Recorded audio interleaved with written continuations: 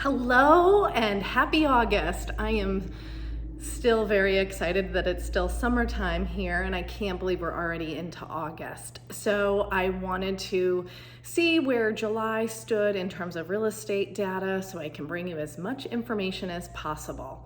So when I went to recap the data for July, I was surprised with how all over the place things are. Average sales price is up, absorption rate is up quite a bit, and new listings are down. So things aren't necessarily completely making sense, but I'm also not surprised by that. I feel like gas prices went up and now they're coming down, and all of these indicators, interest rates went up and then they started to come down a little bit. So all these indicators are also impacting real estate, and we're starting to see that where things aren't necessarily making sense and there's no clear patterns. I think we'll see this probably for a couple of months. So let's just dig into the data and see where things stand. So our residential homes on the market as of August 9th is 729. Last August, which was around August 12th, we had 638 homes, and I literally just tracked that data by seeing how many residential homes are on the market. So we're about 15% more homes right now on the market than we had last August. So it's not like we're getting flooded with inventory, but we're definitely up. Our average sales price for July was $308,000, and we're almost at a 10% increase from July of 2021.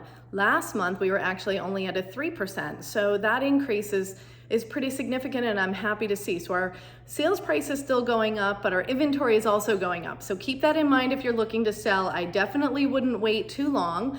And then on the flip side, if you're looking to buy, it does seem like things are stabilizing a bit in terms of average sales price. Like, we're not seeing these 20% increases, but they're, prices aren't dropping, and that we're seeing at this moment in terms of average sales price. So let's talk absorption rate. So absorption rate is the time it would take to sell off all of our inventory. Now, we were at an all-time low of about 1.41, so a little bit under a month and a half to sell off our inventory, and that was back in February 2021. We're actually this month at a 3.05, and that's a 35% increase from July 2021, which was at a 2.16. We haven't seen anything in the threes since we reopened, so post-COVID. So that absorption rate is going up. We do have more inventory on the market, and that's evident in what I saw with the 15% increase from last year. Our sold listings are down. We sold 220 homes. We're down about 14% last month, and last July we sold 281 homes. Our price point that's doing the best is anything over 300,000, and anything under 250,000 is down.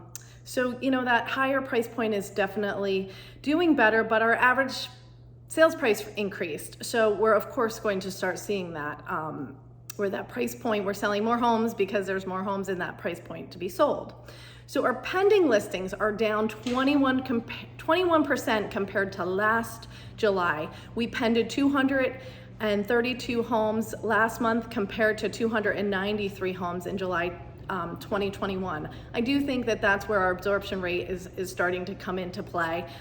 We're just seeing more inventory come on and houses not going under contract quite as frequently, and then also therefore they're not selling.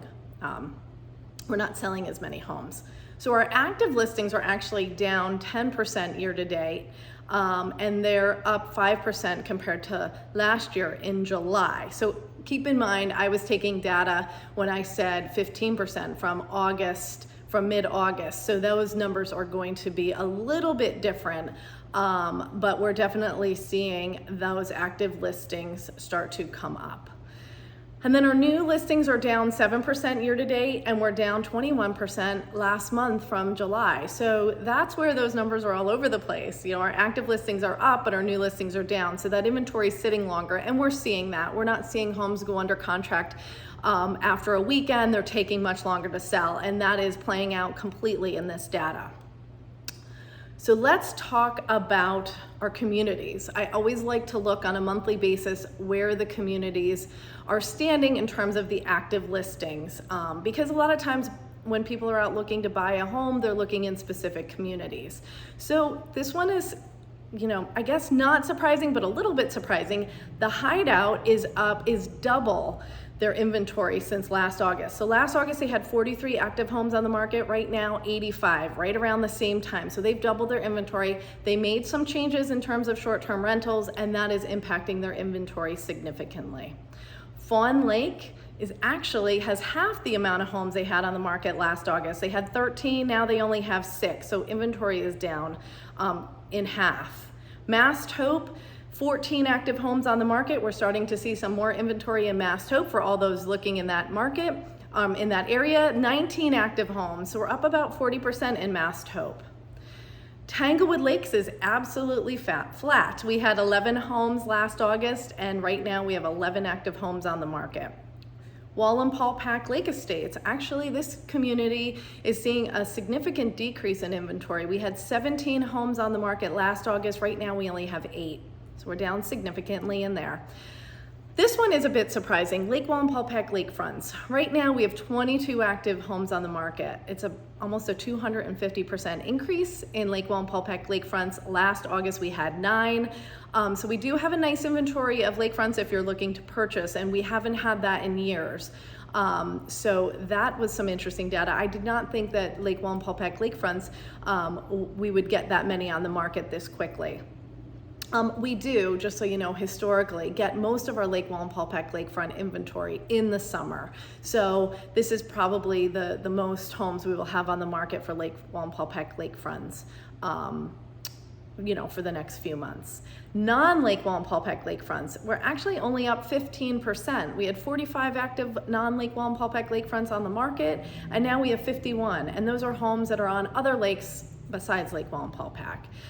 So that is a look into the data for July and a little bit of August too. If you like what you are hearing and see, please be sure to subscribe to my channel on YouTube and to like my page on Facebook. I do these updates monthly. If you have any questions, if you'd like to list your home, if you'd like to talk about various communities, if you'd like to purchase a property, please reach out to me. I have my contact information in the video. So feel free to reach out and we can talk about it as it pertains to whatever you would like to do with real estate. Thank you so much. Enjoy the rest of summer, and I will see you in September. Bye.